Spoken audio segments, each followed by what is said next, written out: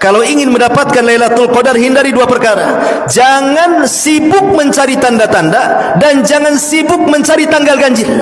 Anda tidak akan dapat. Tapi sibukkan, hidupkan 10 malam terakhir Ramadan, pasti kita dapat. Ulama sudah memerinci tentang masalah tanda-tanda kalau malam itu Lailatul Qadar, baik sebelum, baik sedang atau sesudah. Di antara tanda-tanda Lailatul Qadar itu, di malam Lailatul Qadar tidak akan ada bulan, yang ada hanya bintang. Bahkan bintang-bintang yang di hari-hari biasa dalam setahun itu tidak kelihatan saking jauhnya, maka dia akan mendekat ke bumi sehingga ada ziyadatun nur, ada tambahan cahaya, dan itu diketahui bagi orang-orang yang di tengah lautan atau di tengah gurun pasir. Ini satu. Yang kedua, di malam itu tidak ada meteor satupun yang jatuh ke bumi. Karena fungsi meteor itu apa? Syuhuban li syayatin, untuk melempar setan. Setannya saja tidak bergerak, macam mana ada meteor? Malam itu tidak akan Anda dapati meteor satupun yang jatuh satu dunia ini. Karena malam itu malam salam keselamatan. Kemudian juga yang ketiga, kata Nabi SAW, Lailatus Samha, malamnya tenang-tenang sekali. Ya, tidak terlalu panas, tidak terlalu dingin, bagi yang sehat. Kemudian juga, apakah harus seperti itu? Maksudnya cuacanya sepoi-sepoi, angin tidak terlalu kencang, senang. Enggak, terkadang Lailatul Qadar pun bisa terjadi dengan hujan deras. Itu pun tanda Lailatul Qadar. Kenapa? Karena Rasul pernah malamnya Lailatul Qadar, kemudian besoknya Rasul sujud, rupanya Rasul merasakan di dahinya at-tinu wal mah. Jadi ada apa namanya, air dan tanah yang menempel di dahi. Maknanya malamnya hujan, sehingga tidak mesti cerah gitu cuaca Lailatul Qadar. Bisa saja terjadi hujan deras malam itu Lailatul Qadar. Tapi walaupun hujan deras tidak membahayakan, tidak ada angin kencang, ya hujan-hujan gitu saja. Karena hujan itu salah satu tanda turunnya rahmat, turunnya para malaikat itu saat hujan. Makanya doa sewaktu hujan itu mustajab, dan itu juga sebagai tanda-tanda Lailatul Qadar. Tetapi tanda-tanda yang paling jelas Lailatul Qadar itu justru setelah Lailatul Qadar lewat dari kita. Kapan itu? Di pagi hari.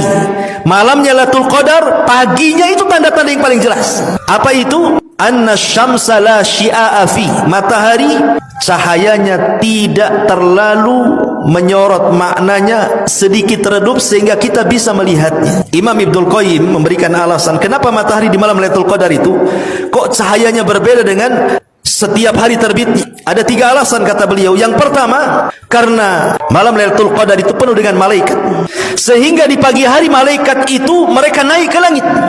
Dan malaikat itu tercipta dari nur cahaya, dan cahayanya inilah yang menghalangi cahaya matahari, sehingga cahaya matahari ke bumi terhalang dengan cahaya malaikat, makanya agak redup.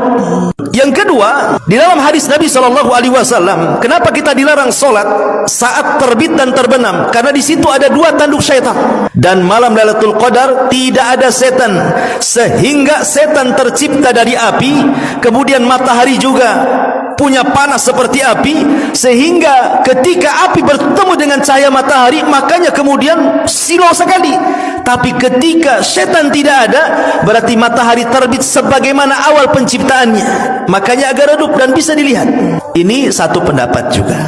Tapi juga ada yang mengatakan tidak. Kenapa matahari dibuat redup seperti itu? Ya karena Allah ingin menguji orang-orang yang mujtahid saat mencari Lailatul Qadar. Sengaja Allah buat tanda-tanda yang jelas itu setelah lewatnya, bukan di awalnya gitu loh. Kalau di awalnya, oh senanglah semua orang tahu Lailatul Qadar kan.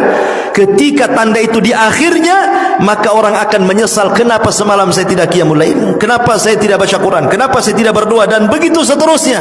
Makanya dibuat tanda-tanda yang paling jelas itu di pagi harinya.